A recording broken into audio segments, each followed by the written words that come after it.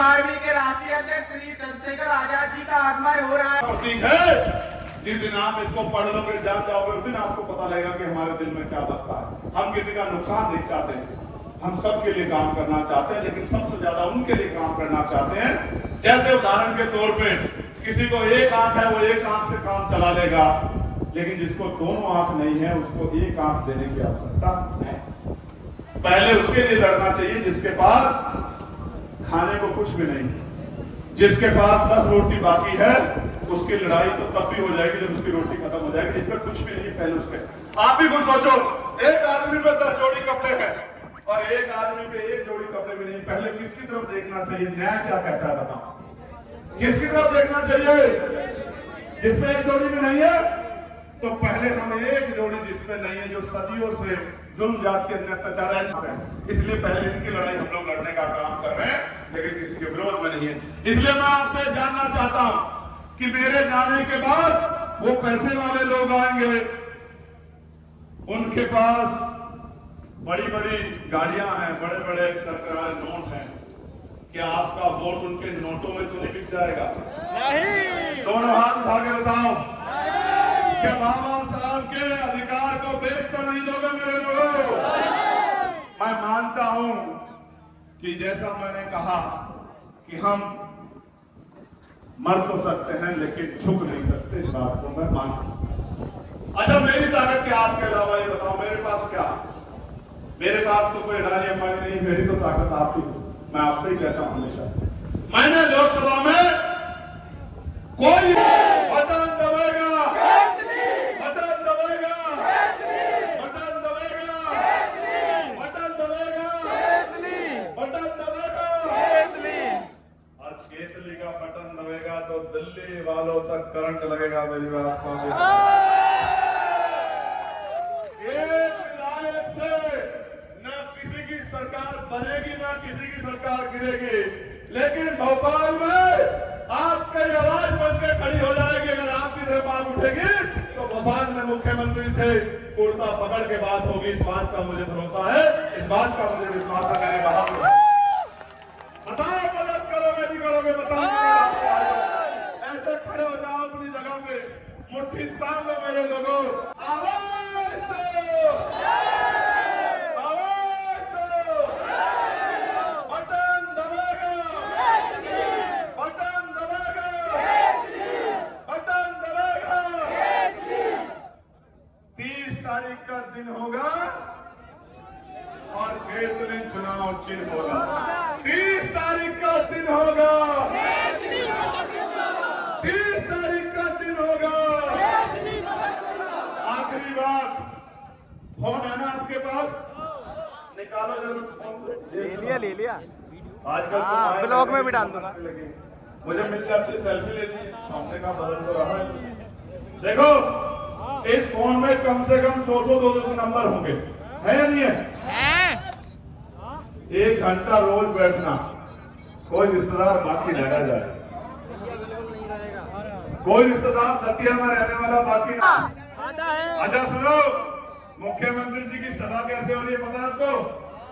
आशा, आंगनबाड़ी, भोजन माता, अनुदेशक, टीचर, शिक्षक, सब लोगों को कहते हैं चुपचाप आ जाना, मुख्यमंत्री जा रहे हैं, सभा में आके बैठ जाना, वरना देख लेना। ड्रेस में नहीं बुलाते सर, ड्रेस में नहीं बुलाते, फूल वाली साड़ी में। सुनो, साड़ी, कपड़ा, रोटी, मकान, इसकी बात तो 75 साल हो गई, अब तो हक की बात होगी, अब जमीन की बात होगी। जो बिना जमीन वाले हैं उनके लिए जमीन की बात होगी, जो बेरोजगार हैं नौजवान उनके लिए रोजगार की बात होगी, जो काम करते हैं उनके लिए न्यूनतम मजदूरी की बात होगी, जो ये माओ को एक और बार जहरीम करते हैं। सुनो, आपकी कोख से जन्म लिया है, मान नहीं गिरने देंगे आपका, याद रखना हमारी बात को। आपके आंसू, जहां आपका आंसू पड़ेगा खून का कतरा कतरा लगा देंगे आपके बच्चे, याद रखना।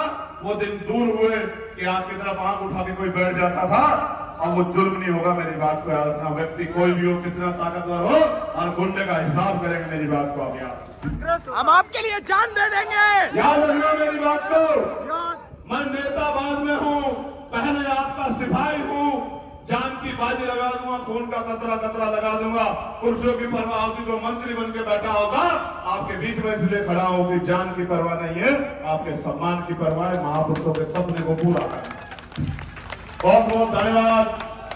जिंदाबाद दतिया। कल मिलूंगा आपसे 9 बजे। अगला जो मोर्चा होगा वही ईवीएम के खिलाफ होगा, याद रखना मेरी बात को मेरे लोगों।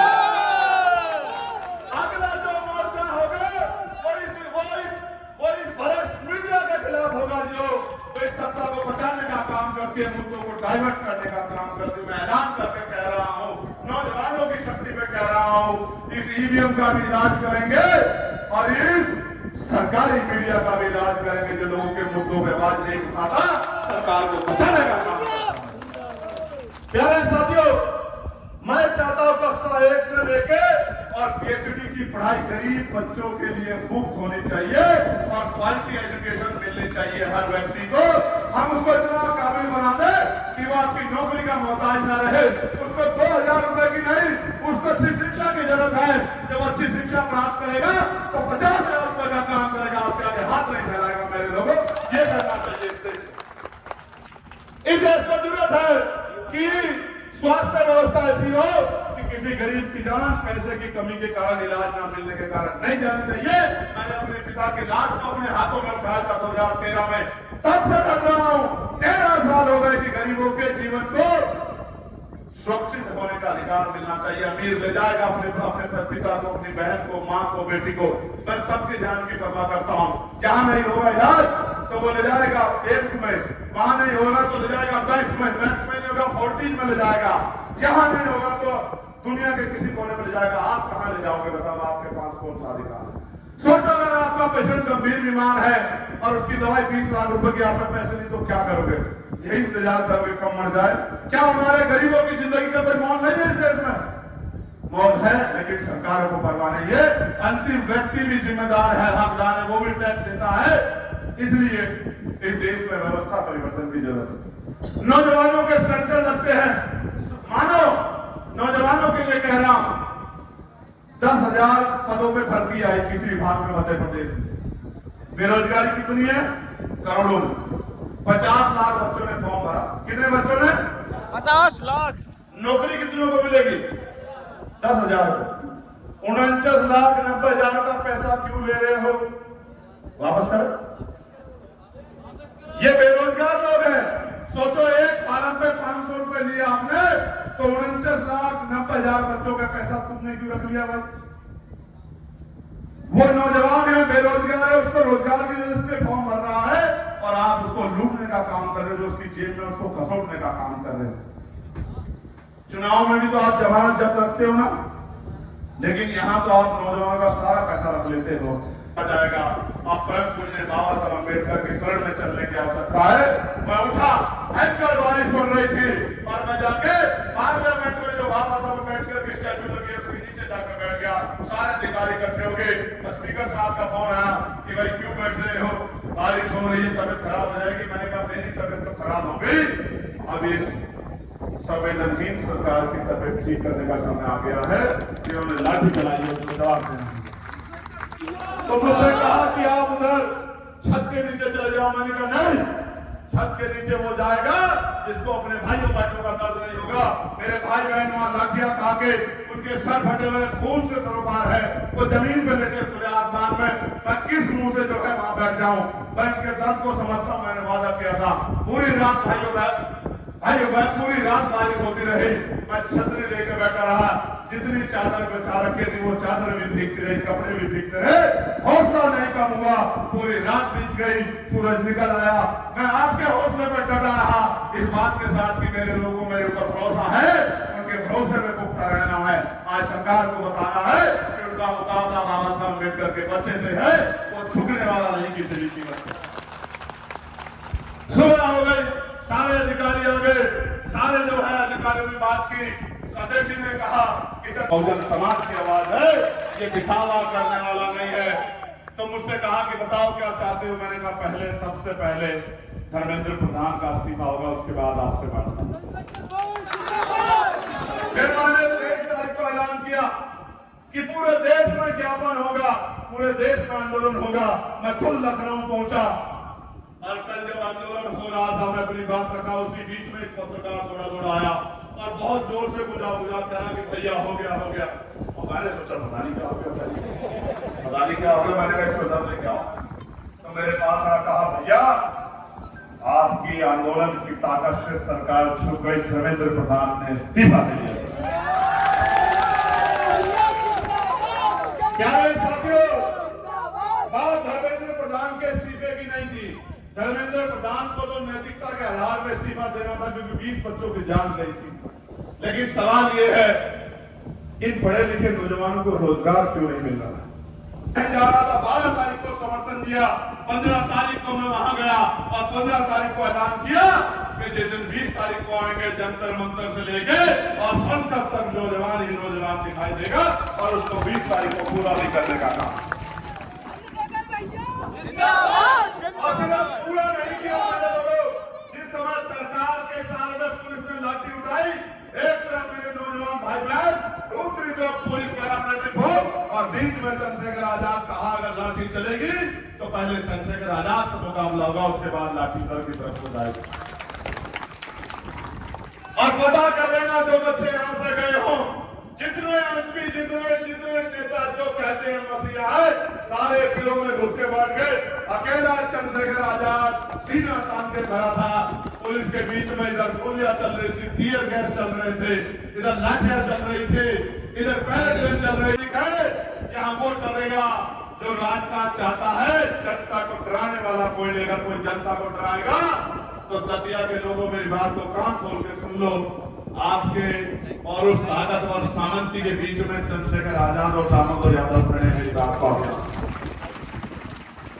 इनके थक्कन बंद कर दे जाएंगे जिनको गुमान है कि वो बहुत ताकतवर उन पर कुंडे हैं। मेरी बात को आप याद रखना, इनके ढक्कन बंद कर दे जाएंगे, इनको छिपने की जगह नहीं मिलेगी। ये दूसरे प्रदेश में जाके झारखंड की तरफ, उड़ीसा की तरफ भागेंगे, छत्तीसगढ़ की तरफ भागेंगे, यहाँ अत्याचार करेंगे। मैं इसका एक नमूना बता देता हूँ। एक यहाँ बड़े ताकतवर आदमी हैं, उनके भाई ने उनकी ताकत पे ठेका ले रखा है। कभी किसी अहिरवार समाज की बेटी की शादी में जाके हथियार चला देते हैं और उसकी शादी को बर्बाद करने की कोशिश करते हैं, गालियां देते हैं। पिछली बार भी पकड़वा के जेल भिजवाने का काम किया था, तब कोर्ट ने बेल दे दी थी। इस बार हमारे कुशवाहा समाज के एक भाई को गोली मारने का काम किया जमीन छीनने के लिए। हमारे नेताओं ने कॉल दी कि अगर 24 घंटे के अंदर ये गुंडा गिरफ्तार नहीं हुआ तो इस गुंडे के ताकतवर लोगों को गुंडा लगाने का काम हम लोग करेंगे। 24 घंटे से पहले वो ताकतवर आदमी का भाई जेल जाने का काम हुआ। ये ताकत पैदा की है दिमाग में आजाद समाज पार्टी के लोगों ने संगठन। इसका एक और उदाहरण बताता हूं आपको। नहर बनाने वालों, अगर ये पार्टियां अच्छी होती तो बाबा साहब से विद्वान थोड़ी था देश में। लेकिन बाबा साहब को पता और वोट हमारा देंगे, काम अपने लोगों को करेंगे। इसलिए बाबा साहब अम्बेडकर ने पार्टी बनाकर सलाह दी कि अपना दल बना के बल तैयार कर लो। आपका दल होगा, उसमें बल होगा तो आपकी सारी समस्याओं का हल होगा, आपके वारे नारे हो जाएंगे। ये बाबा साहब अम्बेडकर ने आपको कहा। फिर बाबा साहब चले गए और बाबा साहब के बाद आजाद खड़ा था, आपके भरोसे खड़ा था मेरे भाइयों बहन। और ऐसा नहीं कि वो टीयर गैस का धुआं मेरी आंखों में नहीं गया। प्यारे साथियों, न हमें इनके बारे में सोचना है, न हमें इनके बारे में सोचना है। हमें इनके बारे में सोचना है जो आजादी के 75 साल बाद भी रोटी कपड़ा मकान के लिए परेशान है। इनके बच्चों को स्वाभिमान सम्मान का जीवन नहीं। दामोदर भाई के साथ इन्होंने मुझे यहाँ के बारे में बताया। मैंने पूछा क्या हाल है, विकास की क्या स्थिति है? बोले विकास तो अभी पैदा ही नहीं हुआ इधर। अभी तो विकास जो है वो भाजपा के ऑफिस में ही है। तो मैंने कहा फिर कह रहे आप कभी गांव में निकल के देखोगे सड़कों का हाल तो आपको पता लग जाएगा कि आदमी घर से चलता तैयार होकर और बाजार जाता तो ऐसा लगता है जैसे खेत से आदमी जाता है शादी ब्याह में ये तय करके कि भाई आज वो कह रहे हैं कि सांप नाग से बचना है तो नागनाथ को मजबूत कर दो। क्या ऐसा कभी संभव हो सकता है नहीं कि अगर आप एक तरफ कुआं एक तरफ खाई और आपसे कोई कहे कुएं से बचना है तो खाई में कूद जाओ। इतने दिनों से हमने इनको ताकत बना के दी। मेरे आज भी याद है 2018 में सरकार बनाई थी आप लोगों ने, इनके 20 लोग बिक गए और वापस भारतीय जनता पार्टी की सरकार बन गई। इन लोगों से हमें सीखने की जरूरत है क्या? इन लोगों से हमें पूछने की जरूरत है क्या? अरे आपसे जो काम अधूरा रह गया था मेरे पुराने साथी, उस काम को हम करेंगे पूरा और इन सामंतियों को खून चटा कर रख देंगे। मेरी बात को आप याद, जो काम वादा आपने किया, जिसके लिए आपने सर पे पटका बांधा, वो अधूरा काम माननीय काशीराम साहब को जिन्होंने खून के आंसू रुलाए,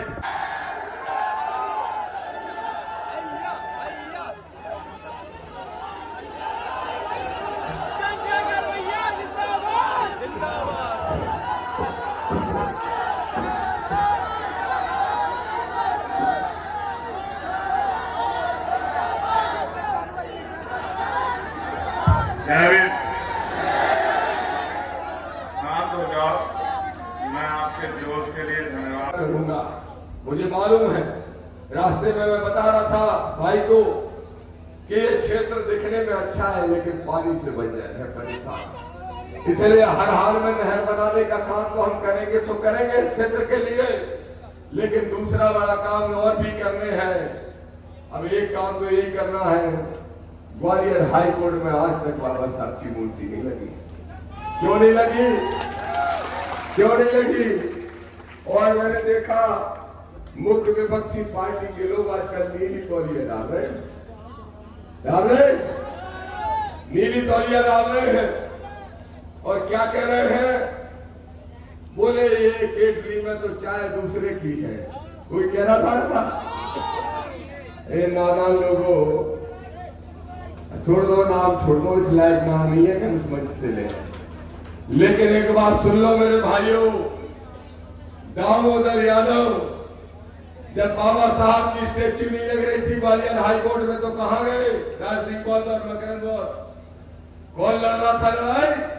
दामोदर यादव सड़क पे लड़ाई लड़ रहा था कि नहीं? तब ये कहां गए थे नीली तौलिया जो आज डाले फिर रहे हैं? बताओ जरा मुझे। जब एक बाबा जी यात्रा निकाल रहे थे संविधान को तोड़ते हुए, तब इनका मुंह क्यों सिल गया था? अरे अभी कितना बड़ा घोटाला धर्म के नाम से हो गया। जब 200 करोड़ की चोरी हो गई चढ़ावे में, तब इनका मुंह सिल जाता है। तो फिर ये बताओ कि कौन है बीजेपी की असली बीपी? मैं डंके की चोट पे कह रहा हूं, संविधान को बचाने के लिए जहां दामोदर का पसीना गिरेगा, जहां तुम्हारा पसीना गिरेगा, वहां दामोदर खून गिराएगा और जहां दामोदर लड़ेगा वहां भाई चंद्रशेखर आजाद अपनी जान लुटाने का काम करेंगे। लेकिन संविधान को आज कभी नहीं आने देंगे। तो ग्वालियर हाई कोर्ट में बाबा साहब की स्टेच्यू लगाने का मामला हो, एक कुशवा को गोली मार दी। किसने मारी? धीरेन्द्र शास्त्री के छोटे भाई ने।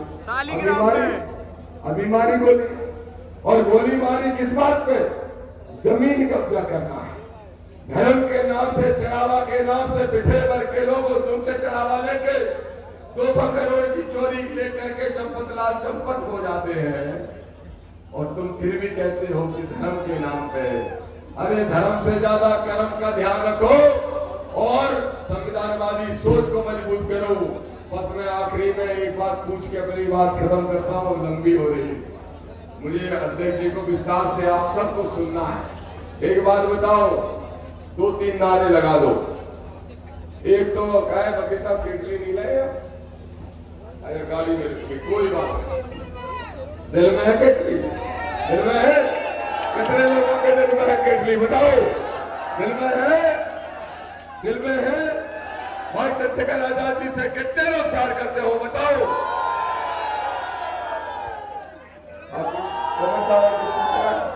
नहीं पूछ रहा। तो बस एक बात है, मैंने हमेशा कहा है, गांव-गांव कहा है कि भाई पंजा हो या फूल, पंजा हो या फूल, हमारी 80 साल की है भूल। इस भूल को सुधारना है और भाई चंद्रशेखर आजाद जी की केतली को भर के अपने छोटे भाई दामोदर को विधानसभा पहुंचाने का काम करना है। अभी हम बसई से लौट के आ रहे भाई, आज जो बसई में सभा हुई है और दतिया का चुनाव मानवतावादी सोच को स्थापित करते हुए इस मध्य प्रदेश के अंदर नीला झंडा गाड़ने के लिए है, ये दामोदर यादव कहने के लिए आया है। इसलिए मैं गाँव गया भाई, आपको बहुत बहुत धन्यवाद। कमल साहब हमारे सीनियर नेता हैं, उनको भी बहुत शुक्रिया करता हूँ। मैंने तो भाई से कहा कि चुनाव आया है, चुनाव लड़ जाएगा कोई अपना साथी, पर भाई का आदेश हुआ कि नहीं आपको लड़ना है दामोदर भाई। मैंने कहा लड़ जाऊंगा, और जब मैदान में कूद गया तो भाई ने कहा था अपनी पार्टी है अपनी। सुन लेना मेरे यादव भाइयों, यादव, लोधी, कुर्मी, कुशवाहा, पाल, गुर्जर, दागी, सेन, साहू, मल्लाह, ये बात सब सुन लेना। रावत भाइयों आप भी सुन लेना। क्या कहा चंद्रशेखर आजाद जी ने मुझसे? मैंने कहा मैं चुनाव लड़ूं तो जाके देखता हूं भाई। उन्होंने कहा ये एक जाति एक व्यक्ति की पार्टी नहीं, ये कांसीराम साहब के सपने पूरे करने के लिए बहुजनों की पार्टी बनी है, बहुजनों की पार्टी। और उन्होंने कहा कि आज से ही हक से जाना शुरू करो। तो मैं बड़े जतन किए गए, बड़े बड़े नेता पहुंचाए गए, कभी कभी अपने मिशन के भी लोग रहे वो भी पहुंच गए, और वो कह रहे हैं कि अगर कांग्रेस को वोट नहीं दोगे तो मिशन कमजोर होगा।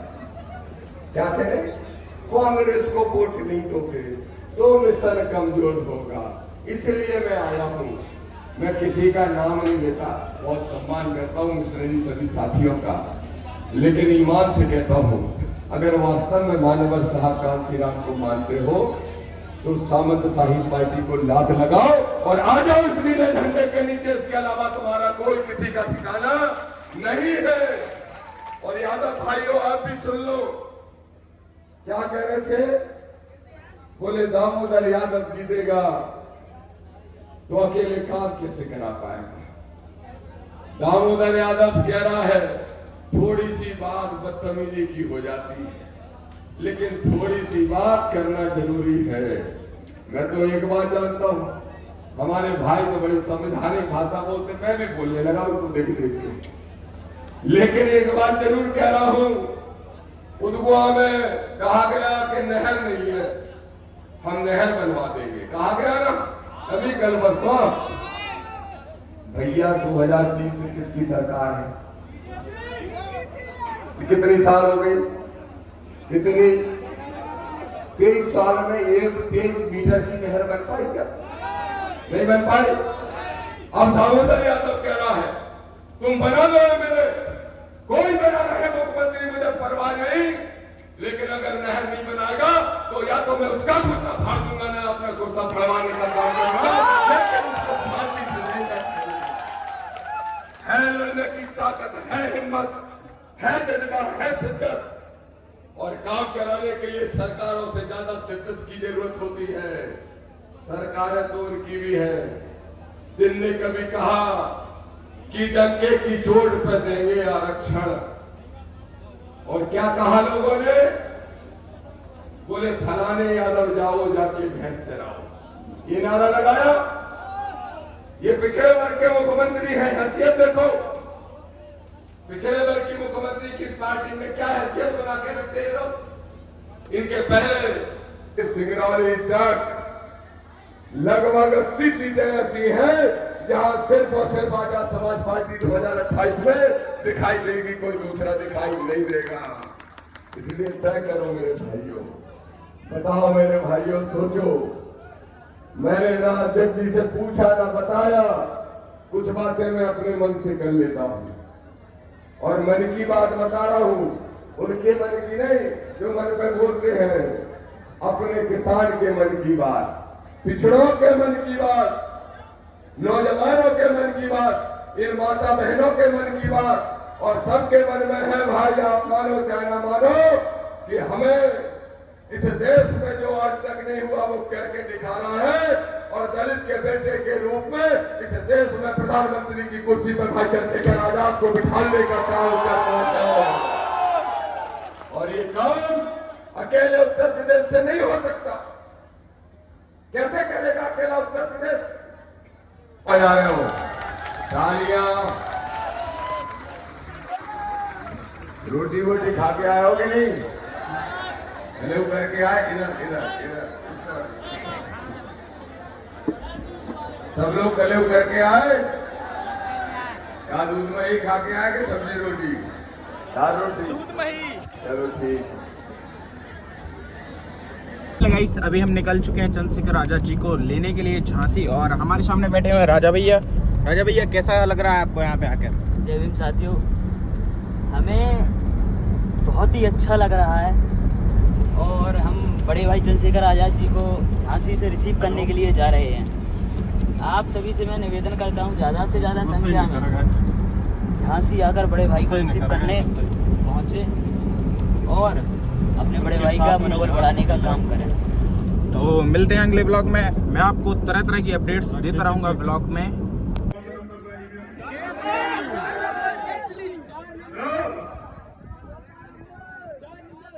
जय भीम।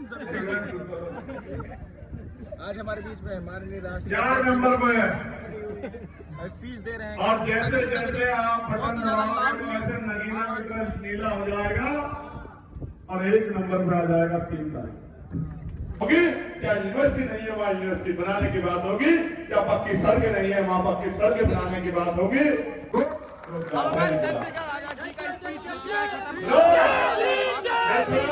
देखिए हमारे सारा ब्लॉग। ये बहुत जिंदाबाद जिंदाबाद। यूपी का मुख्यमंत्री कैसा है? चंद्रशेखर भाई कैसा है? मुख्यमंत्री कैसा है? चंद्रशेखर भाई कैसा है?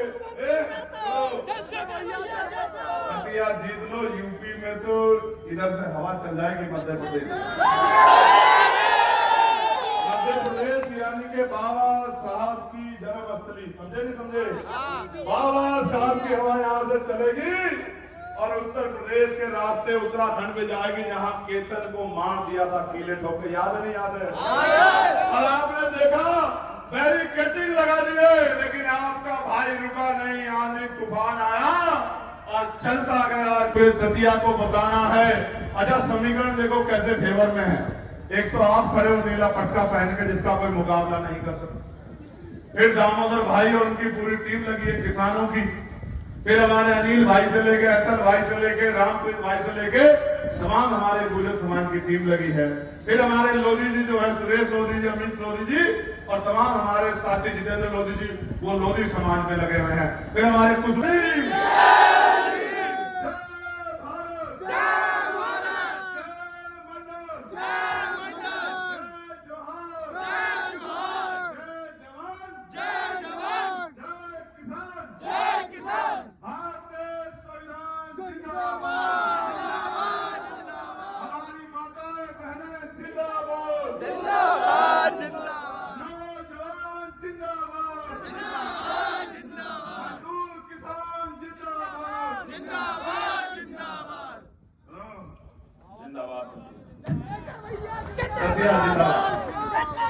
हमारे साथियों